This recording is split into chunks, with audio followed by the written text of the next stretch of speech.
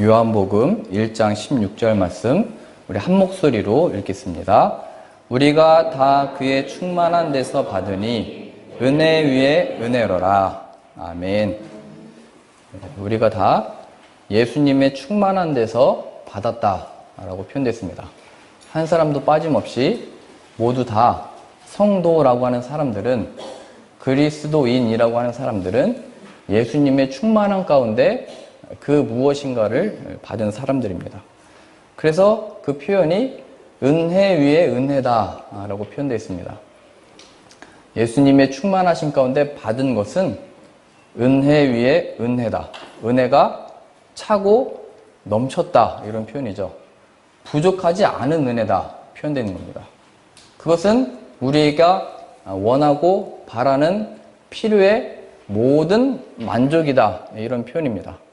부족함이 없이 부어주시는 하나님의 그 은혜로 인하여 은혜 위에 은혜를 누리게 된 것입니다.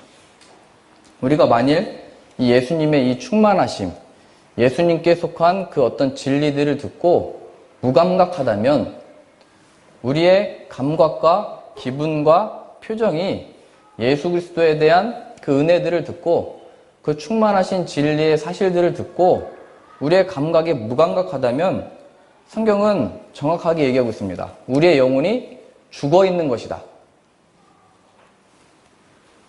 아니, 내가 전에는 예수님을 느꼈고 사랑했고 사모했었는데 지금은 안 그렇습니다 라고 말을 하지만 그것은 이 예수님의 은혜와 영광을 모르는 것이다 얘기하는 것입니다.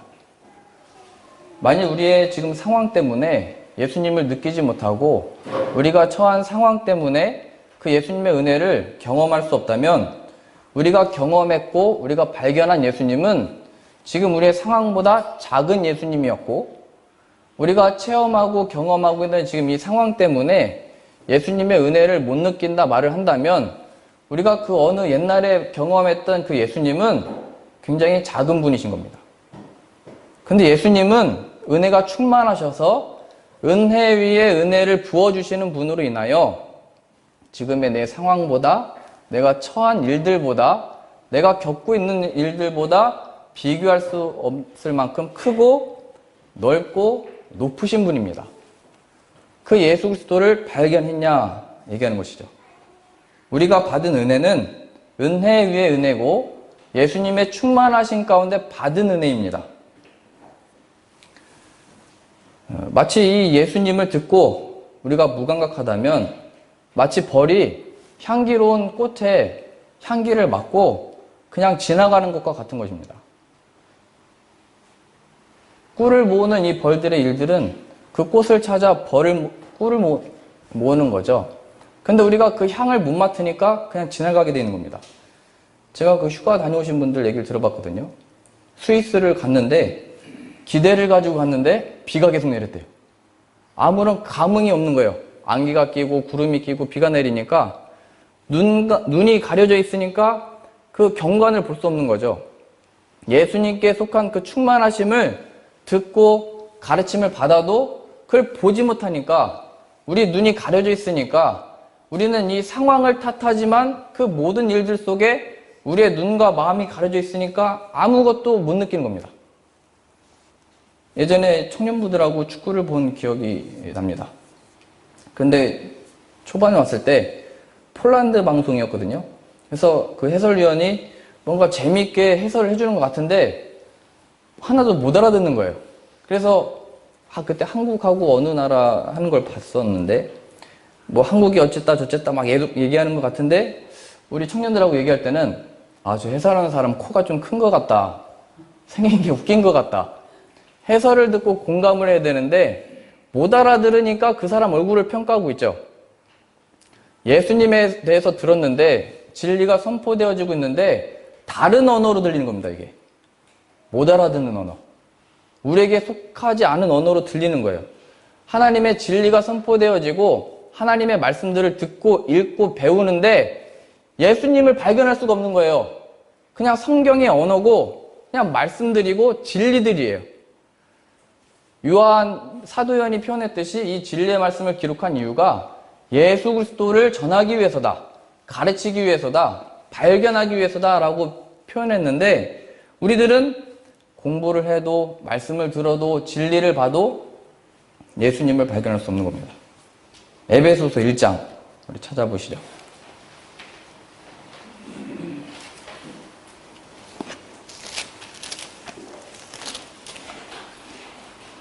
신약 310페이지입니다. 에베소서 1장 17절입니다. 우리 주 예수 그리스도의 하나님 영광의 아버지께서 지혜와 계시의 영을 너에게 주사 하나님을 알게 하시고 너희 마음의 눈을 밝히사. 여기 표현되어 있죠. 하나님의 계시의 영, 성령을 부어주셔서 우리에게 하나님을 알게 하고 우리의 어두운 마음의 눈을 밝히신다. 이렇게 표현되어 있죠. 우리의 전체적인 문제는 이 상황 때문이 아니고 하나님의 부어주시는 이 계시의 영의 문제입니다. 지금 이 일들 때문에 우리가 하나님을 경험하지 못하고 있는 게 아니고 하나님의 부어주시는 이 지혜의 영 때문입니다. 예수님의 제자들이 박해받고 있고 핍박을 받고 있고 로마로부터 그 어려움을 겪고 있을 때 그때는 눈과 마음이 가려져서 메시아를 구했지만 메시아를 통한 해방을 원했죠. 이게 눈과 마음이 가려져 있을 때 나오는 행동들이에요. 우리를 고쳐주십시오. 우리를 위로해 주시고 우리를 강하게 해주시고 저 악한 자들을 몰아내 주십시오. 근데 하나님의 약속하신 성령을 받은 제자들은 그 예수님을 인하여 충만함을 입고 그 상황 속에서 예수님의 증인이 되어버립니다. 예수님이 충만하심을 알았으니까요. 은혜 위에 은혜가 예수님 안에 그들에게 주어졌으니까요. 상황 때문이 아니다가 제자들이 성령을 받은 사건이고 그 역사가 초대교회에 펼쳐진 겁니다. 우리의 상황이 이러해서 저러해서 하나님을 찬양을 못하는 게 아니고 우리의 눈과 마음이 가려져 있기 때문입니다. 18절이요. 너희 마음의 눈을 밝히사 그의 부르심의 소망이 무엇이며 성도 안에서 그 기업의 영광의 풍성함이 무엇이며 그의 힘의 위력으로 역사심을 따라 믿는 우리에게 베푸신 능력의 지극히 크심이 어떠한 것을 너희로 알게 하시기를 구하노라. 쭉 다 표현되죠. 하나님의 높고 깊으신 그 능력을 하나님이 베푸시는 성령의 역사로 인하여 알기를 원한다. 20절입니다. 이게 무엇을 통하여 주어지냐면 20절이요. 그의 능력이 그리스도 안에서 역사하사 표현되죠. 예수님 안에서만 주어진 겁니다. 예수님이 부어주시는 성령입니다. 예수님을 찾지 않고 구하지 않고 예수님을 부르지만 예수님 어떻게 해주세요만 있는 거지. 예수님 나에게 은혜를 베풀어 주세요. 이게 없는 거예요. 나에게 와주세요. 나를 붙들어 주세요. 예수님이 나를 인도해 주세요로 가야 되는데 예수님 이거를 내가 원하는 대로 해주세요만 있다는 거예요. 눈과 마음이 가리면 예수님을 보지 못하고 예수님을 하나의 도구로 만들어버린다는 거예요. 어떤 도구요? 내가 원하는 대로, 하고 싶은 대로, 잘 되는 대로. 말은 하나님이고 예수님이지만 눈과 마음이 가려져 있어서 이 가려진 눈과 마음을 보지 못하고 예수님을 통한 어떤 해결만을 바라게 되는 겁니다. 20절이요. 그의 능력이 그리스도 안에서 역사하사. 그러나 성령을 받은 사람들은 이것을 보게 되는 겁니다. 죽은 자들 가운데서 다시 살리시고 하늘에서 자기의 오른편에 앉히사. 이 첫 번째 역사, 이 사건, 이 은혜 위에 은혜를 발견하는 그게 바로 부활이라고 하는 사건입니다. 부활. 하나님의 역사와 인도하심과 그의 능력이 예수 그리스도의 부활 안에 있다는 것을 그들의 삶 가운데 발견한 것이고 우리도 우리의 삶 가운데 부활의 능력으로 인하여 지금을 살게 된 것입니다. 두 번째는 21절이요. 모든 통치와 권세와 능력과 주권과 이 세상뿐 아니라 오는 세상에 일컫는 모든 이름 위에 뛰어나게 하시고 또 만물을 그의 발 아래 복종하게 하시고 그래야 우리가 살게 된 이 땅, 우리의 일터, 나의 높고 낮음, 되고 안 되고 살고 죽고가 이 예수님의 손 안에 있다는 것을 발견하게 된 거죠. 그 예수님의 통치와 다스림을 받고 있는 나와 나의 삶이라는 것을 발견하게 되는 겁니다. 은혜 위에 은혜, 그의 충만하신 풍요로운 하나님의 능력을 이 예수 그리스도 안에 발견하게 되는 것입니다. 이게 두 번째고요. 세 번째는 22절 다시요. 또 만물을 그의 발 아래 복종하게 하시고 그를 만물 위에 교회의 머리로 삼으셨으니라. 교회는 그의 몸이니 만물 안에서 만물을 충만하게 하시는 이의 충만함이니라. 그래요, 우리가 교회된, 예수님의 몸된 우리가 예수님의 충만함 안에 속하게 됐다는 것을 발견하게 된 것입니다. 예수님이 우리의 머리 되신 것으로 인하여 그의 승리, 그의 영광이 우리에게 주어졌고 그와 하나가 됐다는 것을 발견하게 된 것입니다. 예수님의 이 충만함, 이 은혜 위에 은혜라는 것을 발견하게 되는 저와 여러분들 다 되실 수 있기를 바랍니다. 오늘은 그 첫 번째 부활을 보려고 합니다.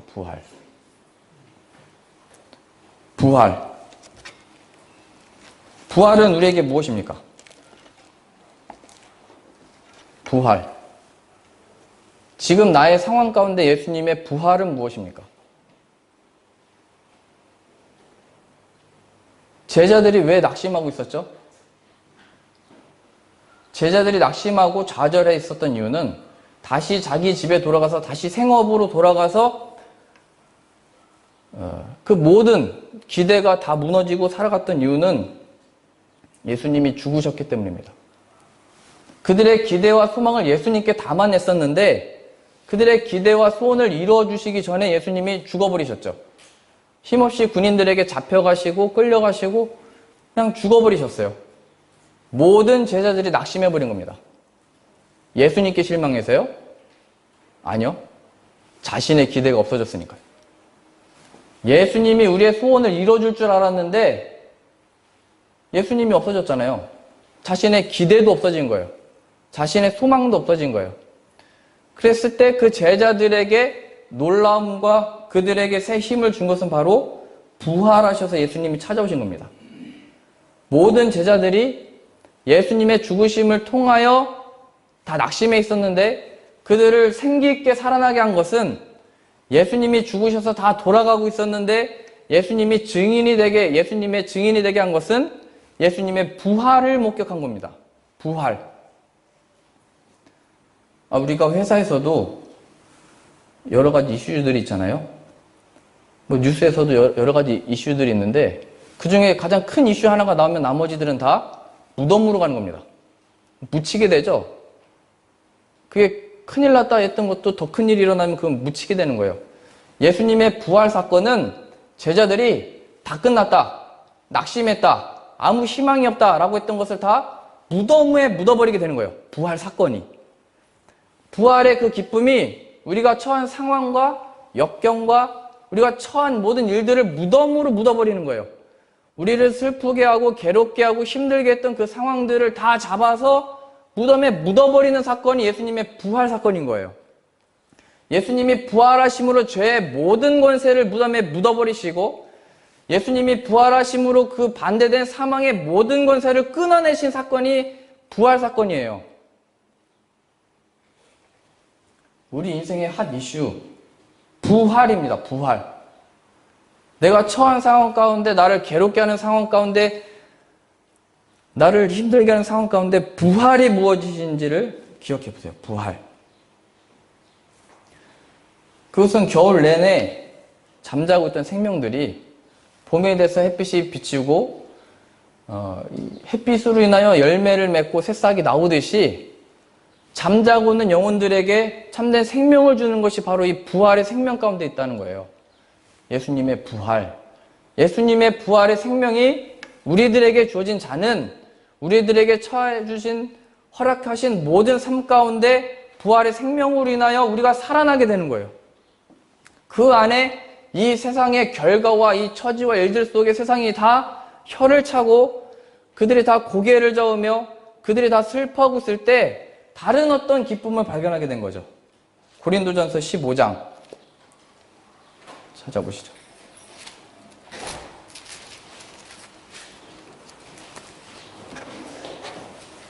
고린도전서 15장 17절입니다.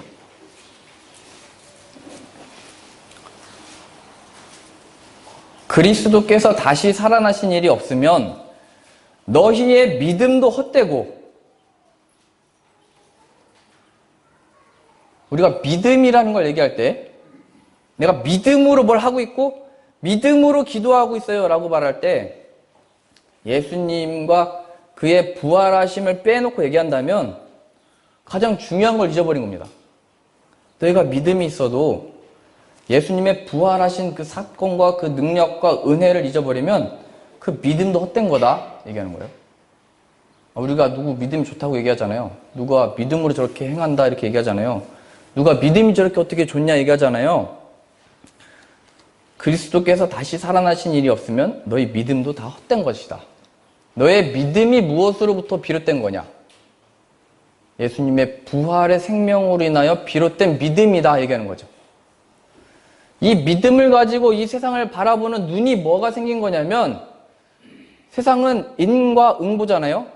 우리가 잘하면 잘한 대로, 못하면 못한 대로 열매를 맺는 게 이 세상이고 결과를 가져오는 게 이 세상인데, 그게 다가 아니고 이 세상이 실패하여 다 망해버리고 죄 가운데 있지만 하나님이 다른 것을 만들어내셨다, 이걸 발견하게 된 거죠. 믿음의 눈. 하나님은 선한 것을 주셔서 아들을 보내셨는데 인간들은 다 그 죄로 인하여 죽여버렸잖아요. 이 세상이 선한 것을 주면 더 가지려고 하잖아요. 나누려고 해요? 내가 더 쌓아두고 싶잖아요. 내 생명을 위해서. 하나님이 선한 것을 주셨는데도 세상은 그 예수 그리스도를 십자가에 못 박아버렸어요.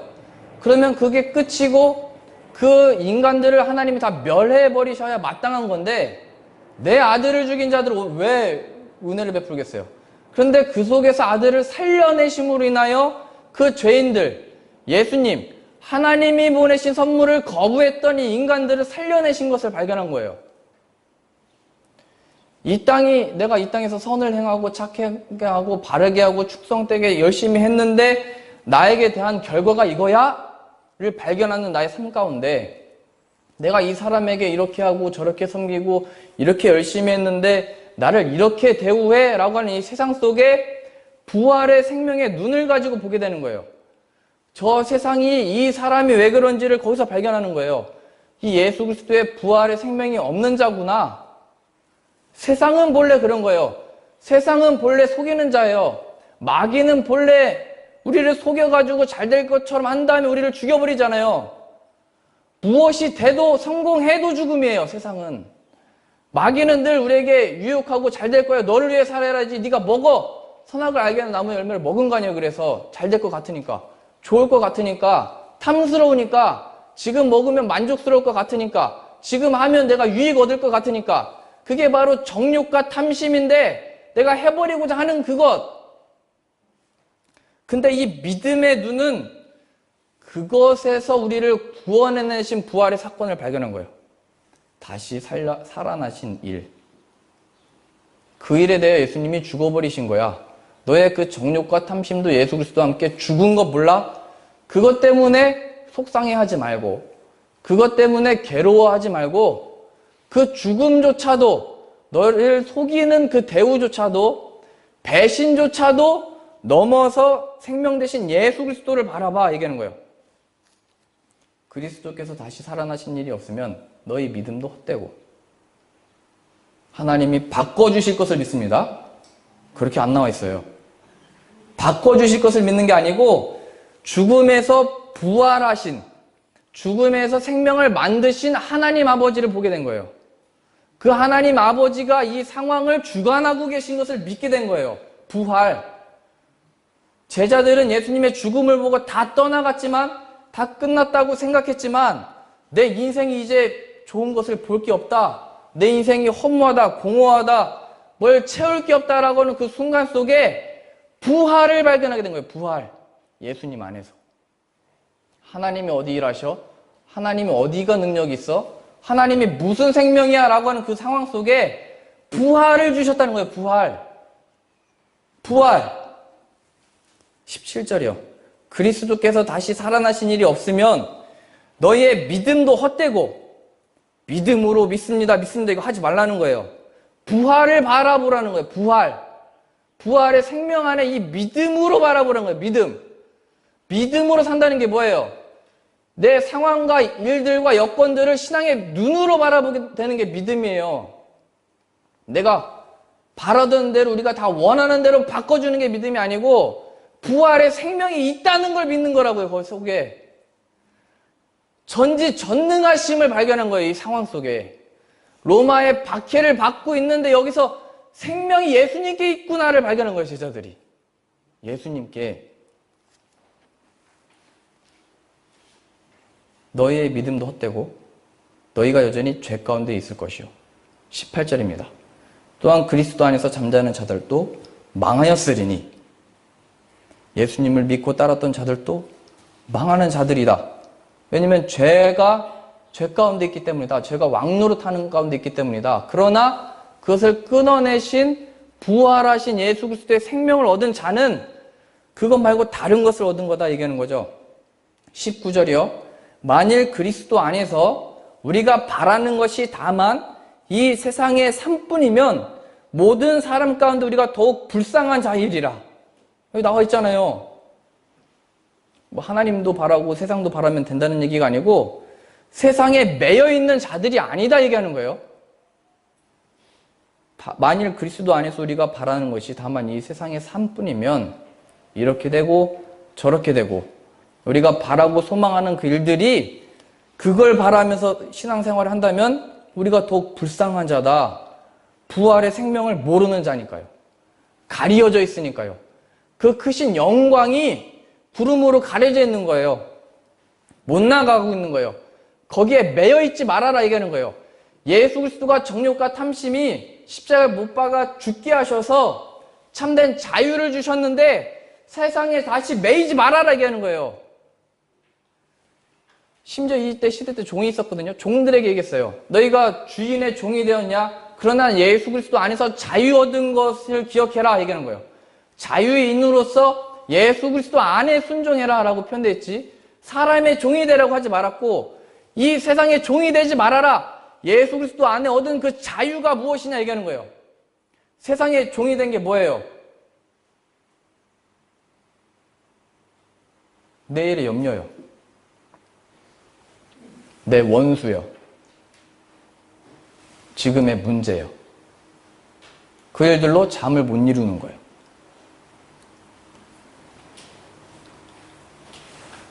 예수 그리스도의 부활은 그 모든 죄와 그 죄의 권세와 그 괴로움들로부터 끊어내신 사건이야 얘기하는 거죠.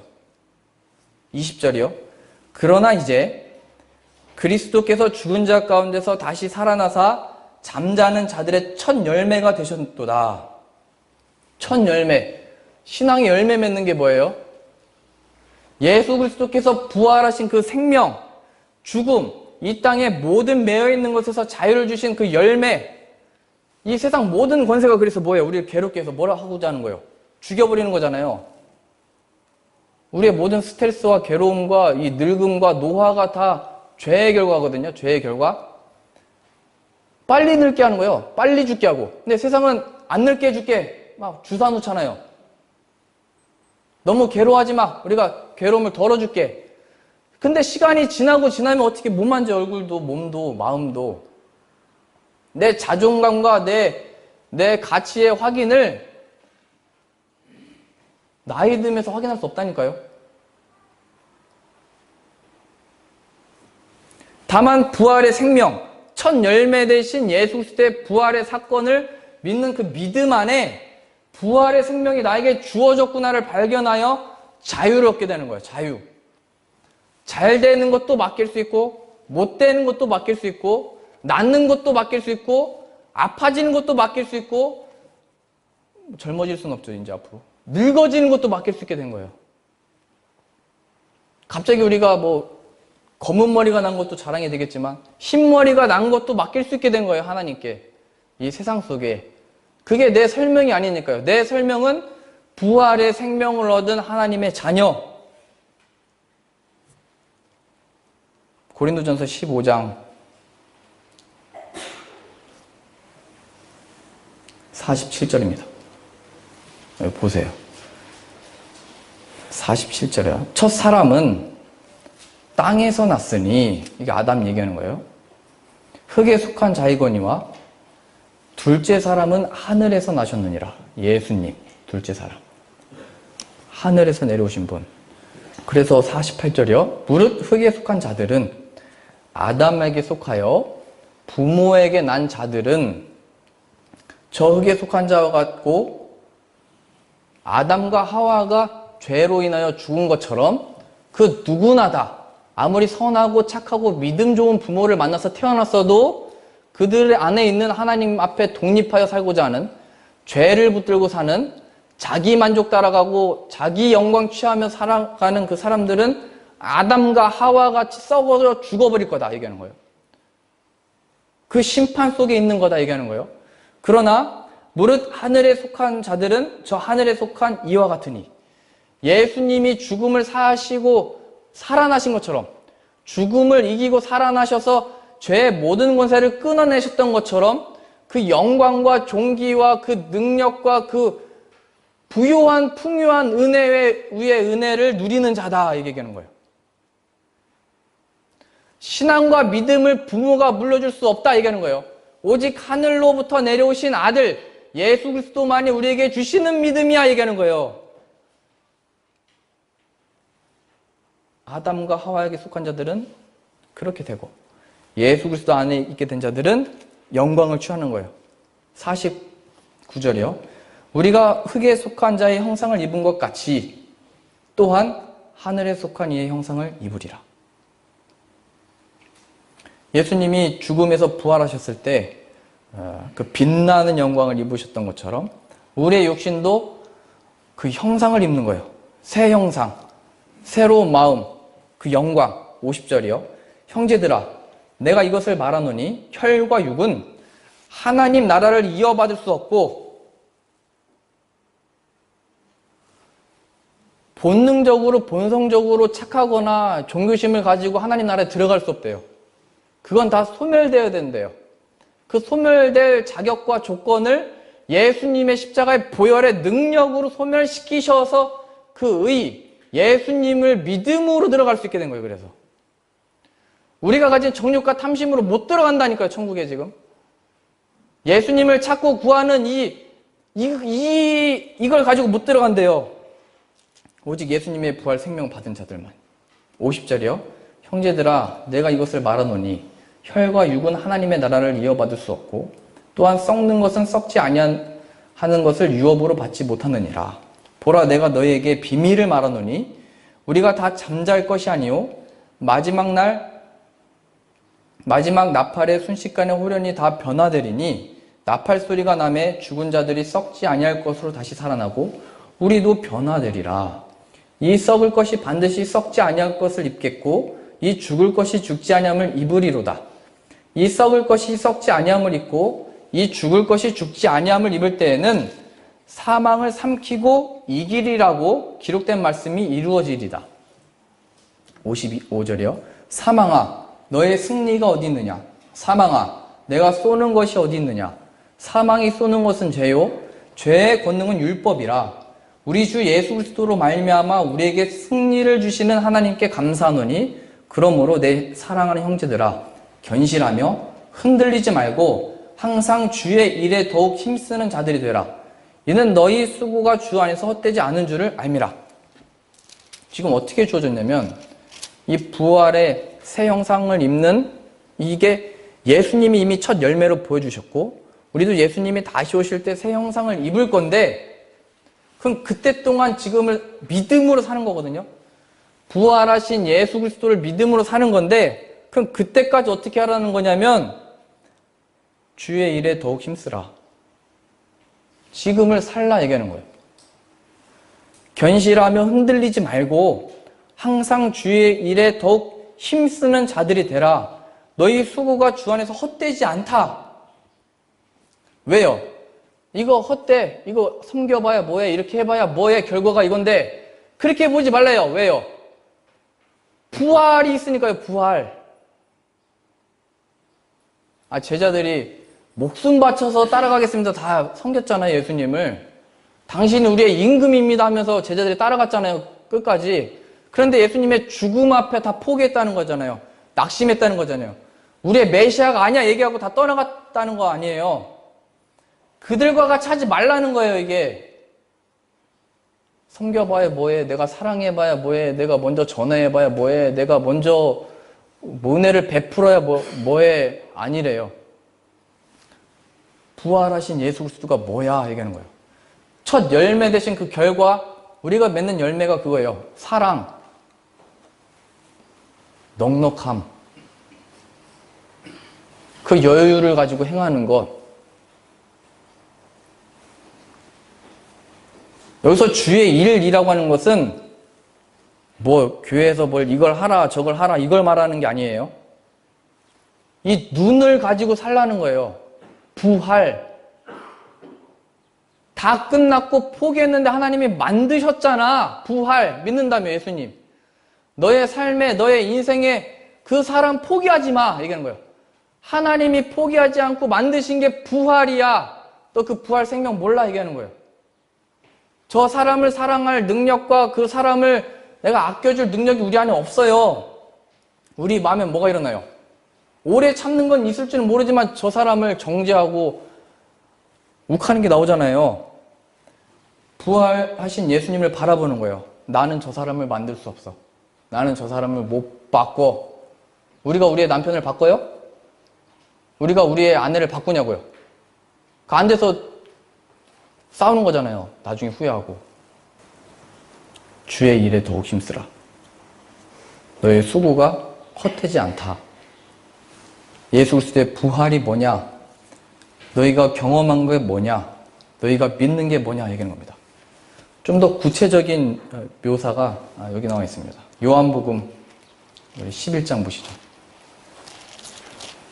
더욱 힘써 주의 일을 하라라는 것은 요한복음 11장. 우리의 구체적인 삶에 이렇게 적용할 수 있습니다. 요한복음 11장 6절입니다. 나사로가 병들었다 함을 들으시고 그 계시던 곳에 이틀을 더 유하시고, 병들었으면 빨리 가야 되잖아요. 빨리 고치시고 그 능력을 보이셔야 되는데 안 가셨다 이 얘기입니다. 예수님이.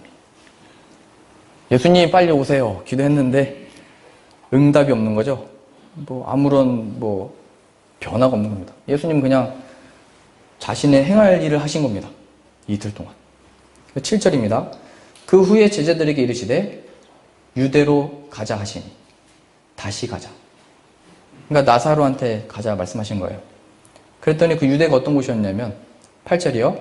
제자들이 말하되 라삐여 방금도 유대인들이 돌로 치려 하였는데 또 그리로 가시려 하나이까.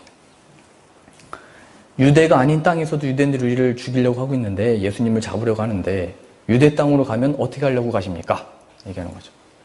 예수님으로 보자면 위험한 데로 들어가시는 것이고, 근데 이것을 예수님이 그게 무서워서 안 가신 게 아니고 이제 뒤에 보시면 아시겠지만 하나님의 영광을 드러내시려고 한 겁니다. 16절 보세요.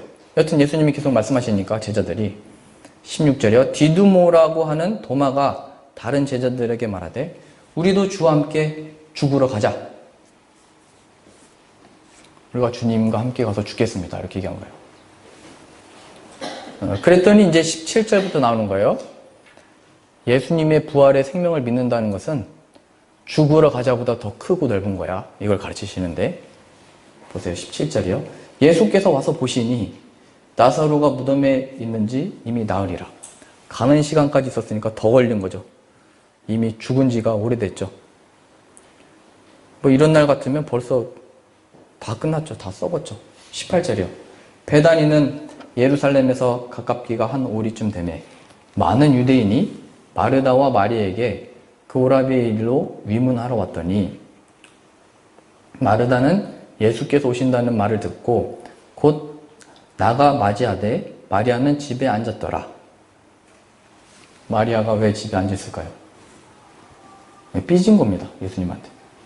마르다는 가가지고 21절 언니니까 마르다가 예수께 여쭤오되 주께서 여기 계셨더라면 내 오라버니가 죽지 아니하였겠나이다. 왜 지금 오셨습니까? 얘기하는 거죠. 왜 지금 왔습니까? 왜 이제서 온 겁니까? 이미 죽은 지가 나흘인데. 22절입니다. 그러나 나는 이제라도 주께서 무엇이든지 하나님께 구하시는 것을 하나님이 주실 줄을 아나이다. 예수께서 이르시되 내 오라비가 다시 살아나리라. 마르다가 이르되 마지막 날 부활 때에는 다시 살아날 줄을 내가 아나이다. 잘 보세요. 예수님은 하나님께 구하신 것을 다 하실 수 있습니다. 앞에서 고백했잖아요. 마르다가.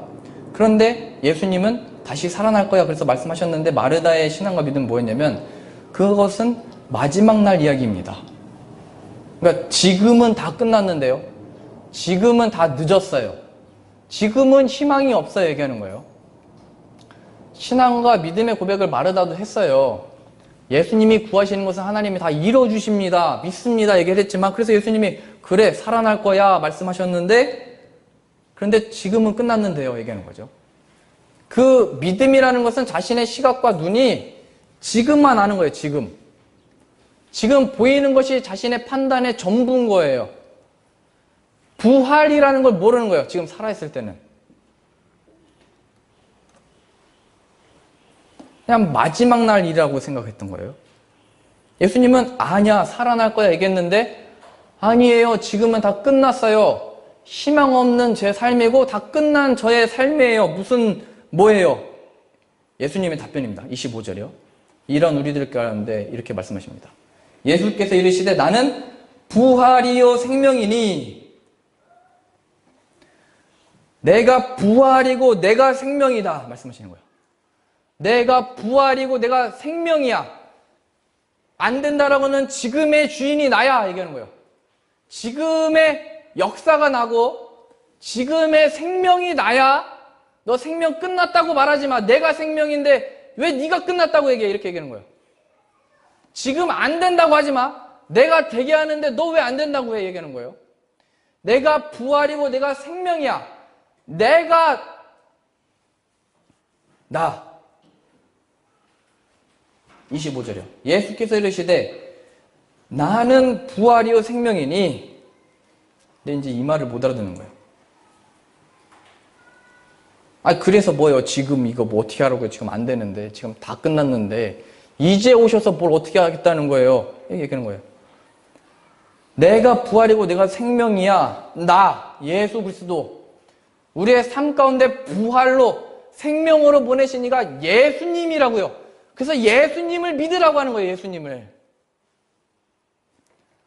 나사로를 살려야 생명이죠. 나사로를 살려야 기적이죠. 나사로가 살아나야 부활이죠. 근데 그 일은 안 일어날 거거든요. 얘기했던 거예요. 내가 부활이라니까요.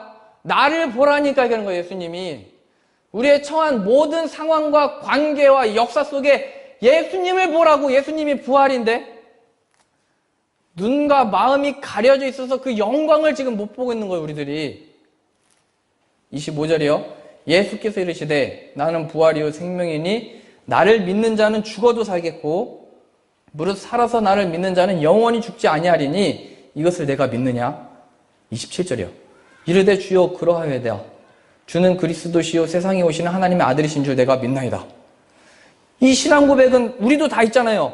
주는 그리스도시요 살아계신 하나님의 아들이시고 메시아시고 우리를 구원할 자입니다. 우리 죄를 대신해서 십자가에 죽으시고 부활하신 것을 믿습니다. 이 신앙 고백은 다 있는 거예요. 다 있는데 지금 이 신앙과 믿음이 하나도 없는 것이 어디서 드러나는 거냐면 예수님이 부활이라는 걸 모르는 거예요. 지금 예수님이 나의 생명이라는 걸 모르는 거예요. 마르다한테.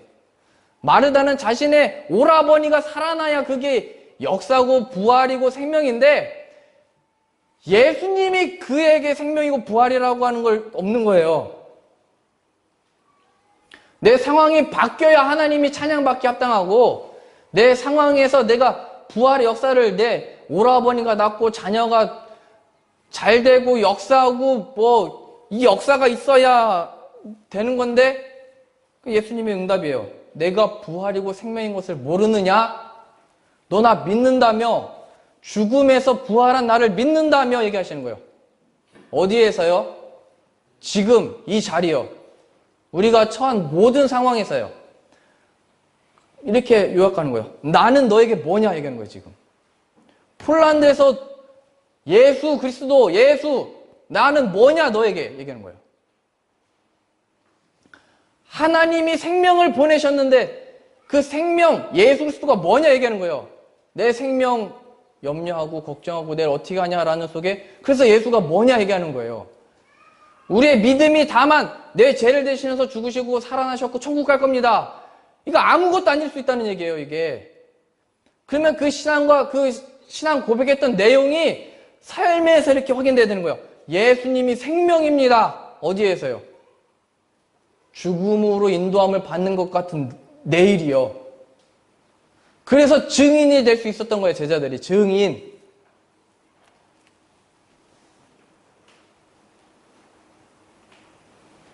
신앙 고백하면 끝난 게 아니라는 거예요. 뭐 세례받고 입교하면 다 끝난 게 아니라는 거예요. 모태신앙으로 뭐 해가지고 아무것도 아니라는 거예요, 그게 다. 부활이요? 생명이신 예수 그리스도를 아냐 얘기하는 거예요. 그게 참 믿음이라 얘기하는 거예요. 28절이요. 이 말을 하고 돌아가서 이제 마르다는 돌아갔어요. 얘기를 해도 예수님은 내가 부활이고 생명이야. 믿습니다. 믿습니다 하고 돌아왔다는 거예요. 그냥 28절에 이 말을 하고 돌아가서 가만히 그 자매 마리아를 불러봐라대. 이제 터치를 한 거죠. 동생이 나온 겁니다. 동생 하는 걸 보세요. 선생님이 오셔서 너를 부르신다 하니 예수님도 집에 이렇게 들어간 게 아니고 멀리 서 계셔서 나오게 하신 겁니다. 이게 뭘 의미하는 줄 아세요? 나와라 이런 거예요. 나한테로 와라. 나와라. 나와라. 너를 매든 것에서 나와라. 그런데 예수님께 왔는데도 못 알아듣고 가죠. 계속 29절이요. 마리아가 이 말을 듣고 급히 일어나 예수께 나아가매 예수는 아직 마을로 돌아오지 아니하시고 마르다가 맞이했던 곳에 그대로 계시더라. 31절이요. 마리아와 함께 집에 있어 위로하던 유대인들은 그가 급히 일어나 나가는 것을 보고 곡하러 무덤에 가는 줄로 생각하고 따라가더니 물러가는구나 해서 많은 사람들이 따라갔대요. 32절이요. 마리아가 예수 계신 곳에 가서 배웠고 그 발 앞에 엎드려 이르되 주께서 여기 계셨더라면 내 오라버니가 죽지 아니었겠나이다 하더라. 이게 모호한 표현이죠. 예수님은 병을 고치실 능력이 있습니다 인 것 같지만 사실은 모든 능력이 예수님께 있습니다 이 신앙 고백 같지만 왜 이제서 왔습니까? 얘기하는 겁니다. 지금 이 시간을 왜 못 맞추십니까? 얘기하는 거죠. 왜 때를 못 맞추셔서 예수님의 그 역사를 왜 안 나타내신 겁니까? 이렇게 울면서 간 거예요. 왜 지금 이 타임에 왜 여기서 이렇게 하는 겁니까? 저희 언니 몰라요? 저 몰라요? 나사로 몰라요? 우리 사랑한다면서요, 예수님이. 그런데 왜 지금 오신 거예요? 이렇게 얘기하는 거죠. 다 끝났는데 왜 이제 오신 거예요? 이 상황에 우리가 있다면 부활이 무엇인지를 가르치시는 거예요. 부활이 뭐예요? 다 끝난 시간에 이루셨다 이거 아니에요? 3일 뒤에 역사를 이루셨다 이게 부활이잖아요. 왜 지금 왜 가만히 계세요? 라고 하는 우리의 기도 속에 하나님의 응답이에요. 내가 부활이요 생명인 것을 가르친다. 그래서 우리의 타임은 늘 늦는 것 같죠? 안 되는 것 같죠? 하나님의 역사와 인도하심은 다 끝난 것 같은 게 우리의 삶입니다. 그래서 그 자리에 지금 마르다와 마리아와 같이 애통함으로 예수님을 찾고 구하고 기도는 하고 있지만 하나도 지금 못 알아듣고 있는 거예요. 예수님의 말씀을. 예수님 찾고 구하고 기도하면 그게 믿음이에요? 신앙이에요? 아니래요. 예수님의 음성을 들으래요. 내가 부활이야. 내가 생명이라고. 무슨 생명 구하고 있어? 얘기하는 거예요. 33절이요. 잘 보세요. 예수께서 그가 우는 것과 또 함께 온 유대인들이 우는 것을 보시고 심령에 비통히 여기시고 불쌍히 여기사.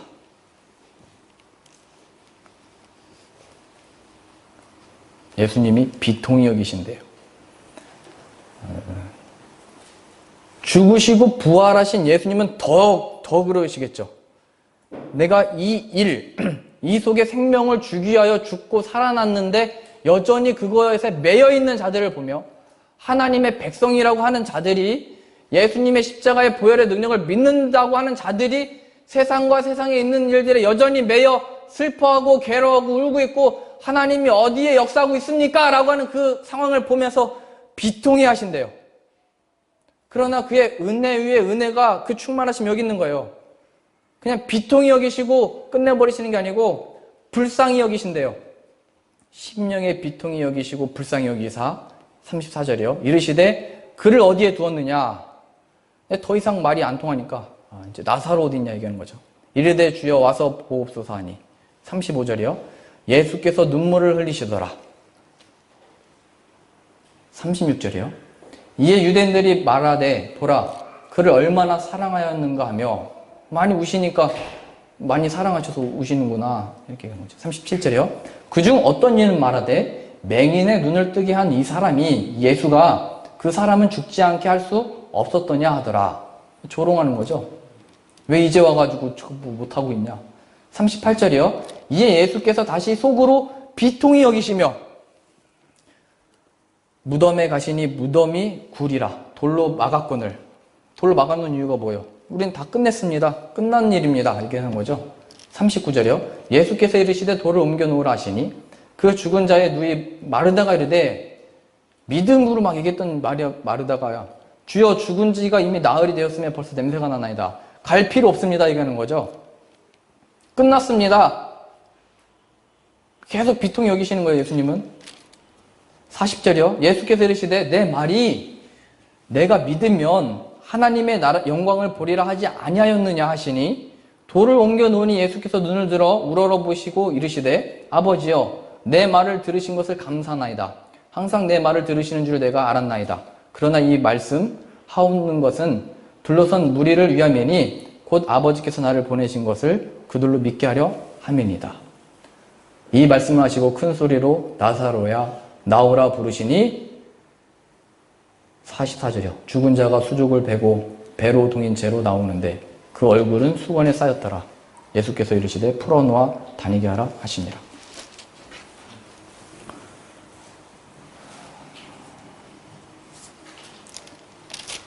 이 말씀의 요점은 나사로가 살아났다가 아니고 예수님은 죽은 자도 살리신다가 요점이 아니고 25절이에요.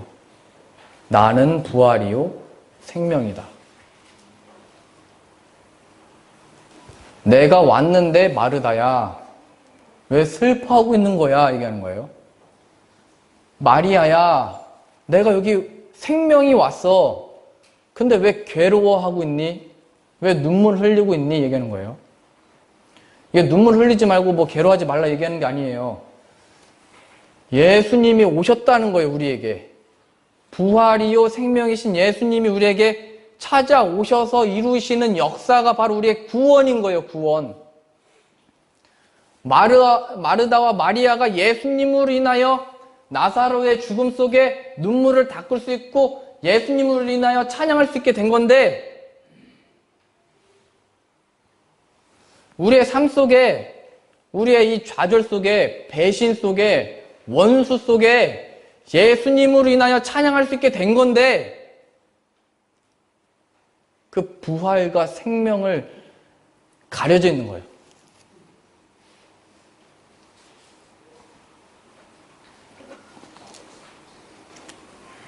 우리의 상황이요? 잘하면 될까요? 내가 잘해서 인정받으면 그게 하나님의 인정이에요? 관계요? 이 관계를 잘 하려고 하면 이 사람이 나를 정말 위해줘요? 나를 사랑해줘요? 아니요. 오히려 하나님은 검을 주러 왔다고 했어요. 가정에. 부부와 자식에게. 이 말이 뭐예요? 인간 관계는 상황은 내가 잘하는 것으로 좋고 영광 받으시는 게 아니고 예수님의 증인이 되는 거예요. 그러면 관계가 정리가 돼요. 정말 예수 그리스도 안에 한 형제가 되든지 예수님 안에 정말 동료가 되든지 하나님이 정리를 하세요. 내가 잘 만들려고 했던 상황 속에 예수님이 주인 되시고 예수님을 증거하면 하나님이 정리를 해주세요. 그럼 우리는 딱 여기 앞에 서는 거예요. 그러면 나는 내 생명 어떻게 하지?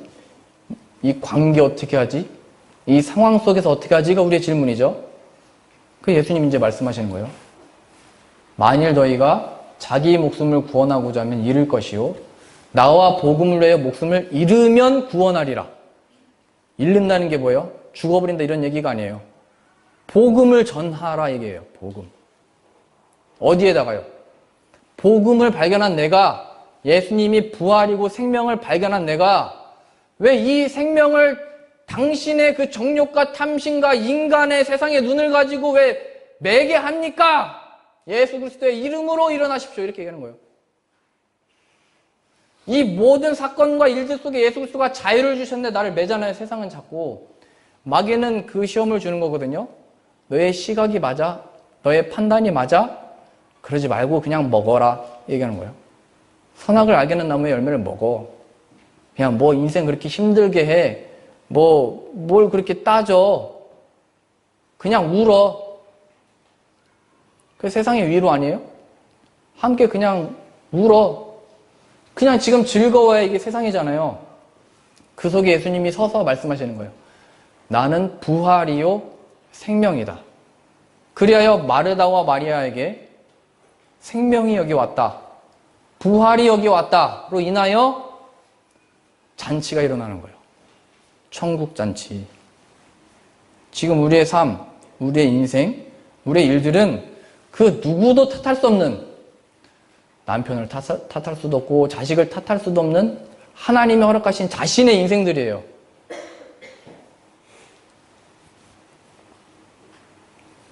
그러니 하나님 앞에 하나님이 보내신 그 생명, 그 부활, 예수 그리스도를 보내셨으니 그 예수님을 믿는 믿음을 더하여 주옵소서. 그 예수 그리스도에게 나아가 부활의 참된 생명을 얻게 하시고 그 생명으로 인하여 우리가 당하는 괴로움과 걱정과 염려와 우리의 이 죽음도 끊고 이기신 사건이 부활인 것을 믿습니다.